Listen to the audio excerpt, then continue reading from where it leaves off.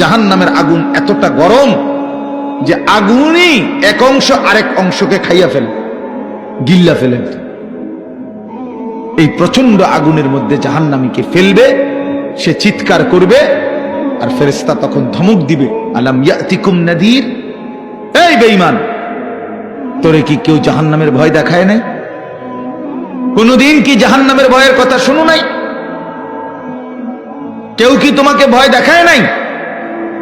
কোরআন শরীফে আছে, জাহান্নামী বান্দা তখন বলবে ক্বালু বালা, অবশ্যই বলেছিল ফেরেশতা ভাই, মিথ্যা বলে লাভ নাই, আমার কাছে বলছিল।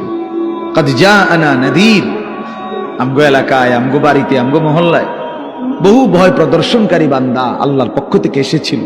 আমগো কত ইমাম সাহেব, আমাদের জুমার খতিব সাহেব, কত মাহফিলের কত আলেম, কত পীর মাশায়েখ আউলিয়া বুজুর্গ চোখের পানি ফেলে ফেলে বারবার আমগরে বলছিল, কিন্তু ফাকাযাবনা, আমি আখিরাতটাকে মিথ্যা মনে করেছি। আমি মনে করছি এটি হইতো না, আমি মনে করছি এটি হইতো না, বুঝলেন?